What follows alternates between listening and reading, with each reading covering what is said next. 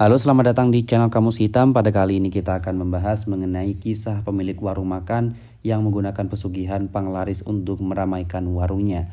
Tapi sebelum mulai di videonya, jangan lupa dukung kami dengan cara like, comment, subscribe, dan tekan tombol loncengnya agar tidak ketinggalan update video dari kita. Selain itu juga jangan di skip dulu videonya karena di akhir video nanti ada info yang akan mengagetkan kalian semua.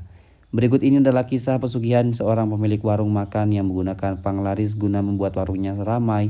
Lantaran sepi, Pak Pur sebut saja begitu, memutuskan untuk mengadakan perjanjian dengan makhluk astral untuk melariskan warung makannya. Dalam perjanjian itu si iblis mengatakan bahwasannya ia akan membuat warung Pak Pur laris manis asalkan Pak Pur bersedia untuk mengorbankan seseorang sebagai tumbal jika ia melakukan kesalahan perihal sesajen. Bahkan jika ternyata itu adalah keluarganya sendiri. Adapun warung tempat Pak Pur berjualan terletak tidak jauh dari tempat tinggalnya. Sesaat setelah Pak Pur menjalankan perjanjiannya itu, warung makan itu benar-benar ramai. Buktinya untuk melayankan para pembeli, Pak Pur perharinya dapat menghasilkan 4 kuintal beras. Di samping itu, pengunjung yang hadir juga berada dalam antrian panjang. Sebelumnya, rumah makan itu sangatlah sepi. Dalam satu hari hanya ada 1 hingga 2 pembeli yang makan di sana. Selain itu, rumah makan tersebut juga tampaknya berciri khas pedesan. Dengan berlantai tanah berikut dindingnya yang sangatlah terbuat dari pohon bambu. Akan tetapi 5 bulan perjalanan setelah perjanjian Pak Pur itu, perubahan rumah makan itu amatlah drastis. Tampak seperti benar-benar tiba-tiba rumah makan tersebut kian ramai. Di dalam rumah makan yang kini disediakan tempat parkir yang sangatlah luas, terdapat banyak mobil mewah dan juga truk yang berjejeran. Lantas keganjalan yang berlangsung seperti ketika misal terdapat beberapa truk yang berjalan kencang melewati rumah makan Pak Pur. Dalam waktu yang amat singkat, pengemudi truk tersebut terlihat menginjak rem kendaraan amat mendadak. Setelah itu ia langsung berputar balik mampir di rumah makan milik Pak Pur. Padahal menurut banyak orang rasa makanan di rumah makan itu amatlah biasa saja.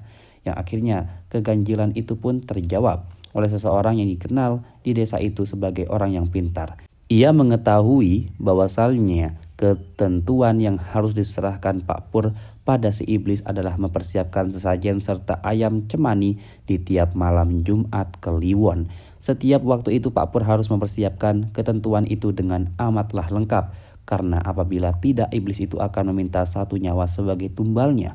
Namun suatu hari karena kecerobohan Pak Pur sendiri, ia ditimpa oleh nasib buruk. Memasuki ritual di malam Jumat Kliwon yang ke-19, Pak Pur lupa untuk menyerahkan ayam cemaninya dalam sesajen. Maka sebagaimana perjanjian yang ia lakukan sebelumnya dengan iblis, kelalaian itu harus dibayar dengan 1 orang nyawa sebagai tumbalnya. Dan astaga, nyawa tersebut ternyata ialah istrinya sendiri. Beberapa hari setelah kejadian itu, lantaran jatuh sakit karena sesuatu yang misterius, istrinya lantas masuk ke dalam rumah sakit. Dalam perjalanan menuju ke sana, sayang nyawanya tidak dapat tertolong.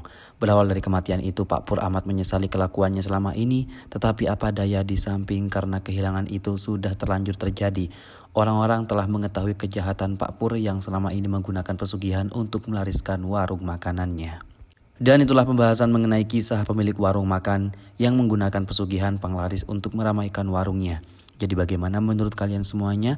Apakah kalian percaya atau tidak? Jangan lupa dukung kami dengan cara like dan juga subscribe agar channel ini semakin berkembang. Dan juga jangan lupa buat tinggalkan komentarnya di bawah. Mari kita berdiskusi di kolom komentar, tentu saja dengan sopan pastinya.